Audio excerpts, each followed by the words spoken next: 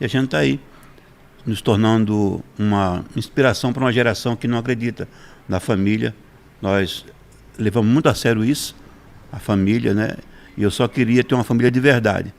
E sendo assim, isso me proporcionou a ser um referencial para parar divórcio, para reconstruir famílias. E assim surgiu o meu pastorado, que eu nunca tinha pensado nisso. Eu fui sendo de verdade, tendo uma família de verdade, e isso foi inspirando a outros. E, de repente, a nossa casa ficava cheia de pessoas. E, quando menos esperei, nós éramos pastores, eu junto com a minha esposa. Mas o senhor disse que o senhor se tornou de verdade, teve uma família de verdade, começou a viver na verdade. Isso quer dizer que teve um tempo que o senhor não era de verdade e vivia na mentira? Sim, teve. Logo no começo do meu casamento, né?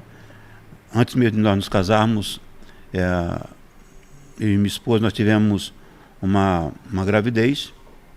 Isso foi um ponto fundamental, porque nessa época ela tinha 16 anos e eu 18 anos. E nós tivemos um aborto. Não foi espontâneo, foi provocado, e eu fui o mentor desse aborto, porque eu conversei com ela na época e a convenci a fazer esse aborto. Então o senhor não queria ter um filho na época? Eu estava completamente perdido, eu estava com um monte de problemas. Bebida, drogas, e eu estava totalmente destruído, né? E ela era uma possibilidade de transformação para a minha vida na época, porque eu estava vindo de uma história bem terrível, longe do Senhor, não conhecia o Senhor. Só que nesse tempo, com a gravidez dela e com o aborto, isso abriu muitas portas e muitos problemas. E aí eu me afundei no alcoolismo por causa desse episódio que aconteceu. Então o senhor carregou uma culpa que te levou a se afundar no vício do álcool? Isso. Eu bebia antes mesmo, mas quando a minha esposa abortou e ela ficou muito amargurada, uma mulher muito amargurada, nós nos casamos e durante 3 anos nosso casamento foi um inferno. Ela fez todos os exames porque ela não engravidava e, segundo a ciência, ela nunca mais poderia ser mãe. Isso foi um impacto muito forte para a vida dela e eu carregava essa culpa. Então, de uma certa forma, eu encontrei no alcoolismo digamos assim, uma anestesia, né? Mas não resolvia o problema, pelo contrário, criava outros problemas. Mas eu me aprofundei e me afundei no alcoolismo durante esses 3 anos, dos 18 aos 21, e dos 21 foi quando eu me casei. Eu estava durante esses 3 anos junto com ela, namorando, noivado, depois veio o casamento. E aí foi até os 23, foram anos muito difíceis para nossas vidas, muito. E aí ela não engravidava, isso a tornou uma mulher muito triste, muito amargurada. E eu carregando esse complexo de culpa pelo aborto. Então o senhor não veio de um lar cristão? Ou o senhor vem de um lar cristão? Não, a minha família é muito religiosa, né? Sim.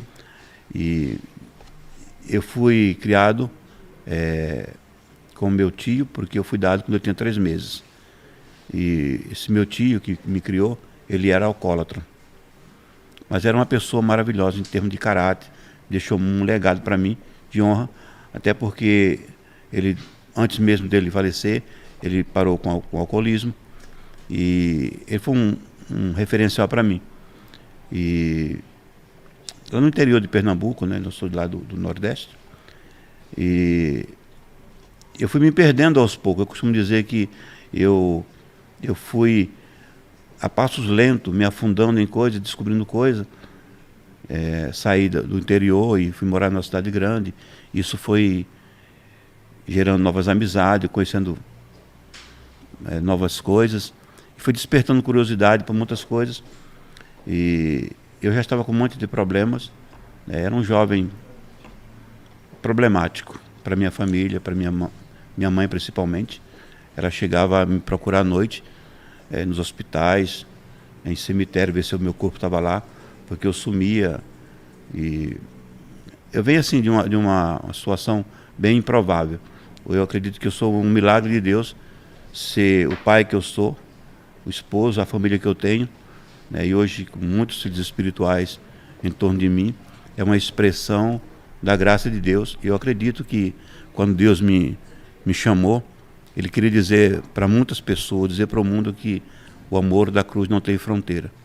Ele toca que ninguém quer mais tocar. E é perfeito isso, porque de fato a maravilhosa graça de Deus ama abraçar os improváveis, né? E isso manifesta mais uma vez a multiforme graça de Deus, que Ele não escolhe aqueles que são, Ele pega aqueles que não são. Deus sempre escolhe as coisas loucas deste mundo, os improváveis, e faz assentar entre os príncipes do Senhor. Mas eu penso também, pastor Bart, que todo excesso esconde uma falta. O Senhor disse que desde cedo o Senhor foi se perdendo aos poucos, com vícios, drogas, álcool e etc. Foi para um mundo de perdição. Houve uma falta na sua vida? Eu carreguei um tempo na minha vida um sentimento de rejeição pelo fato de eu ter sido dado. Então o senhor sofreu essa ausência de paternidade. Isso me feriu por muito tempo. De forma que eu mudei meu nome, legalmente. Meu nome era Bartolomeu Gilberto da Silva. E como meu pai de criação era Joaquim da Silva, e eu não tinha o nome dele, o sobrenome dele em mim, eu lutei por isso, e eu mudei meu nome, porque isso trazia um sentimento de rejeição muito forte na minha infância. Entendi. Então essa ausência de paternidade, o senhor atribui esse motivo, essa falta que te levou às problemáticas desse mundo, drogas, vícios, e se aprofundar nesse mundo de horror? Eu creio que é uma junção de vários fatores, né? Eu saí do interior e morar em cidade grande, descobri muitas coisas que eu não tinha acesso, né? E eu comecei a experimentar coisas que é um mundo de ilusão, como droga, bebida, a prostituição, algo que chegou muito cedo na minha vida. E são coisas que vai destruindo o ser humano aos poucos. E no meu caso foi muito rápido, dos 16 anos até os 23, eu cheguei até a planejar suicídio. Por conta desses vícios? Do nível que eu cheguei. Eu não conseguia mais trabalhar, eu fui perdendo minha dignidade. Então, a minha atual esposa, né? Eu conheci ela muito nova, sou o primeiro namorado dela e nos casamos. E ela foi uma bênção para a minha vida. Só que, como eu falei agora anteriormente sobre o aborto, abriu um portal espiritual. E aí trouxe consequências assim que só Deus podia reparar isso. Ele reparou, mas pagamos um preço muito alto, né? Por isso eu falo isso assim, não brinque com o aborto. Ele traz dores na alma. 36 anos depois, eu ainda tenho sentimentos com relação a isso. O aborto é sério, só pessoas que têm um pensamento fútil brincam com isso. O senhor tem experiência de ter vivenciado essa proposta negativa do aborto, né? Uma experiência negativa. Isso foi porque o senhor não queria ter o filho. O senhor não queria, né? Eu não queria, mas é uma coisa muito louca, porque eu não tenho uma explicação óbvia para isso.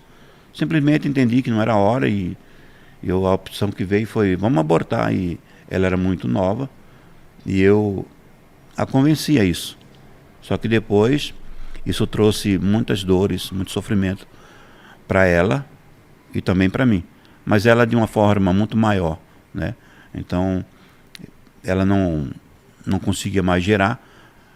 Todos os tratamentos fracassaram e o diagnóstico final foi: você nunca mais será mãe.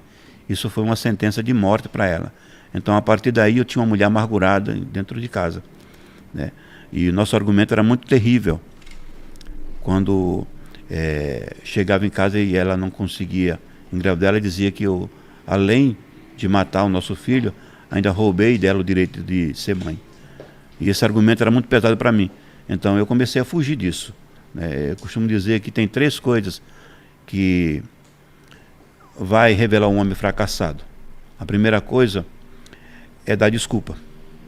A segunda coisa é transferir culpa. E a terceira coisa é procurar uma rota de fuga. Uau. Então, eu vivi isso, né? Transferindo culpa, dando desculpa, e até chegar a hora que eu comecei a fugir. E aí eu planejei também o meu divórcio, né? Então eu mudei para São Paulo, lá de Recife, para São Paulo, mas eu tinha dois pensamentos. O primeiro era deixar minha esposa na casa da minha cunhada, que morava em São Paulo, eu voltar para o Nordeste e matar o meu cunhado. Por causa de briga de família, essas coisas todas. E o senhor tinha esse pensamento de tirar a vida do seu Eu pai? cheguei a fazer um projeto até de fuga. Mas o Senhor me livrou, né? Porque não era um sonho, era um pesadelo isso, né? Hoje nós somos amigos, né? Era uma influência maligna, Influência maligna. Nós nos envolvemos com muitas coisas do ocultismo, né? Em busca de resposta, em busca de cura de muitas coisas. Nós fomos entrando em muitos caminhos de morte. A Bíblia diz que há caminho que aos olhos dos homens parece bom, mas o final dele é caminho de morte. E por não conhecer a verdade, a mentira travestida de verdade se apresentava com uma boa proposta. E aí eu fui entrando. Eu me lembro que nessa época de muitas crises nós tínhamos 4 religiões. Aí eu conheci o Senhor, e conhecendo o Senhor, eu abri mão das 4 religiões e fiquei com o Senhor. Maravilha, perfeito. Pastor Bart, o senhor falou aí que por conta do aborto, o sentimento de culpa, isso te levou ao pior dos fracassos, vícios, levou ao fundo do poço praticamente. A esposa do senhor também sofreu bastante. E nós hoje aqui na nação brasileira, está tramitando até no Congresso Nacional, teve até uma ministra do Judiciário que votou favorável ao aborto até os 3 meses de gestação. Isso mostra que nós estamos caminhando para a degradação da sociedade, pastor Bart? Será que, aprovando o aborto na nação brasileira, famílias serão destruídas, mulheres com sentimentos de culpas buscarão suicídio, homens, como o senhor sofreu, será que vão viver o ápice do fracasso para tentar preencher um vazio, esse sentimento de culpa, buscarão as bebidas alcoólicas, as drogas? Qual é o seu pensamento sobre isso? Eu vou contar algo que aconteceu comigo há um tempo atrás, enquanto eu ministrava uma pessoa que se converteu ao Senhor, e ele vinha de uma vida de muitos problemas. E ele tinha cumprido pena, estava livre, mas tinha cumprido pena por assassinato. E quando eu ministrei ele olhou para mim e disse: não tem jeito para mim. Eu perguntei por quê. Ele falou: eu era do crime, eu fiquei muito tempo preso, eu matei pessoas no crime. Eu falei para ele: mas olha, tem jeito sim para você. Teve jeito até para mim. Ele olhou para mim assim: como assim até para o senhor? Eu falei: você matou pessoas no crime, mas eu matei meu próprio filho no útero da minha esposa, quando eu deveria dar minha vida para proteger. Eu creio que é hediondo. O pai, a mãe que gerou o filho, deveria ter a dignidade, ter a hombridade de assumir a sua responsabilidade. Toda pessoa mal resolvida e todo homem frouxo vai procurar uma rota de fuga, e essa é a mais vergonhosa: assassinar no útero da mãe um ser indefeso, que não tem nenhuma culpa de estar ali. Enquanto num país onde eu não sou a favor de matar animais, mas quando o animal vale mais do que a vida humana, nós estamos num mundo de vergonha, né? Por exemplo, se você matar um animal, é inafiançável. Enquanto isso, a lei está lutando para liberar o aborto. Ou seja, a vida do ser humano se tornou mais irrelevante, né? Por exemplo, se você mexer com a tartaruga marinha, com os ovos de uma tartaruga marinha, é crime isso, inafiançável. E eu não sou a favor que ninguém mexa com ela, ela tem direito. Mas quando o ser humano se torna mais irrelevante do que uma tartaruga, do que qualquer outra espécie de animal, nós estamos em um colapso absoluto, absurdo isso. E geralmente quem é pró-aborto já nasceu, né? Está nesse mundo aproveitando a vida e não quer permitir um ser inocente que está no ventre, já em vida, que venha ao mundo também. Um pouco que eu aprendo pastoreando muitas vidas, eu percebo que as pessoas que geraram seus filhos, mesmo tendo sido através de um estupro, mas que não abortaram, elas estão mais saudáveis do que as pessoas que abortaram. Emocionalmente, as mulheres que não permitiram abortar, mesmo porque teve uma gravidez fora de todas as propostas que ela almejava, por ela ter o filho, ela tem menos culpa e tem mais equilíbrio emocional do que as que fizeram aborto. Como um pastor de alma, eu tenho convicção de que estou falando isso. Perfeito. É porque geralmente as pessoas usam como álibi essa ideia, né? Alguém que foi violentada, uma mulher que sofreu uma violência sexual, não vai dar o direito dela de abortar. Mas eu sei que existem as pessoas que são vítimas de violência sexual, são vítimas de abuso sexual, e infelizmente acaba tendo ali uma gravidez indesejada que é fruto deste abuso. Porém, muitas pessoas que nunca foram abusadas nem violentadas já fizeram até o aborto clandestino a fim de não gerar uma vida que estava no seu útero. E hoje usa apenas de álibi para não gerar. Não seria mais fácil se proteger? Hoje tem tantos métodos, tem pílulas, tem camisinha. Por que não se precaver ao invés de gerar um filho e depois matá-lo? Porque de fato é matar dentro do ventre. O senhor mesmo disse aí que o senhor falou para alguém que tinha cometido um assassinato que o senhor matou o seu próprio filho. Este era o seu sentimento de ser um assassino porque pediu para sua esposa fazer um aborto? Sim, eu me lembro que logo na minha conversão eu me sentia com um sentimento de que a salvação não era para mim, eu era indigno disso. Mas eu estava conseguindo nessa época buscar o Senhor. Nos primeiros meses eu ouvi uma pregação muito dura. Ela me afastou do Senhor e eu chorava amargamente nos primeiros dias. Logo no comecinho do ano de 1991. Eu lembro que um pregador dizia, pegando um texto de Apocalipse, fora fica os adúlteros, os idólatras, os mentirosos e os assassinos. E nessa hora eu fui acusado pela minha consciência. Eu creio que Satanás aproveitou disso para dizer que não tinha jeito para mim, porque eu havia assassinado meu próprio filho. E com muita tristeza eu comecei a me afastar de tudo, entendendo que Jesus não era para mim. Mas com o tempo eu aprendi que Jesus não é o privilégio dos santos. Ele é a oportunidade dos pecadores. Uau, perfeito. Mas, pastor Bart, dentro desse tema aí, logo que está tramitando no Congresso Nacional, está tramitando no Judiciário a respeito da aprovação do aborto. Aqui, pessoal, está um pai, está um esposo, está um cidadão, alguém que define o futuro da nação, porque é um eleitor. E aqui também está um pastor de igreja que cuida de muitos filhos espirituais. Qual seria a sua mensagem para a nação brasileira e também para os parlamentares e para os ministros do STF a respeito dessa temática aborto? Eu creio que... Pode olhar para aquela câmera ali, pastor Bart, e falar direto nos olhos dessa galera. É um assunto bem complexo nos nossos dias, mas as autoridades deveriam respeitar a vida desde a sua concepção. Porque a gente escuta a frase, meu corpo, minhas regras. Mas a criança não tem direito? Não tem corpo? Não tem corpo, né? Vamos tirar o nome de criança para colocar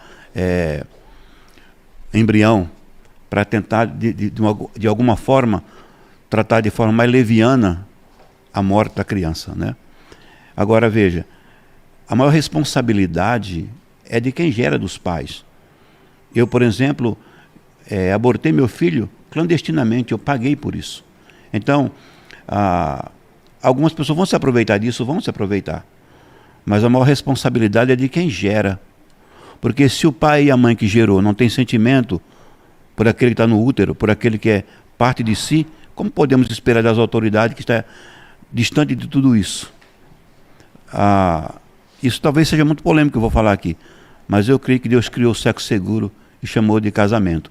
Então tudo que é sem responsabilidade, né, vai gerando mais e mais irresponsabilidade né? Então, a garota de menor já tem um relacionamento, uma vida sexualmente ativa, e o menino também, totalmente inconsequente. Eu costumo dizer que homens casam e geram filhos, e meninos se relacionam sem responsabilidade. Mas essa geração precisa aprender a valorizar a vida, né, desde a sua concepção. Eu sou completamente contra o aborto. Eu paguei um preço muito alto por isso, né? E 36 anos depois, às vezes eu ainda tenho sentimentos que não são bons, né? Glória a Deus, porque hoje eu tenho 2 filhos e eles trouxeram para mim, mas como que você tem 2 filhos, né? Vamos chegar lá depois, né? Se a minha esposa foi diagnosticada pela ciência, pela medicina, estéril, sem poder mais ser mãe. Então é exatamente isso. Quero construir um livro, quero escrever esse livro, e o tema dele, o texto dele vai ser esse, né? O nome desse livro, Além da Medicina, porque eu tenho toda uma história em várias etapas da minha vida que a medicina não tinha mais o que falar, não tinha mais o que fazer, e o Senhor mudou o nosso diagnóstico, tanto da minha vida quanto da minha esposa. Uau, perfeito. E hoje o senhor se arrepende totalmente por ter pedido e ter pago para que o seu filho fosse abortado? Já há muito tempo isso. O senhor se arrependeu? Me arrependi, né?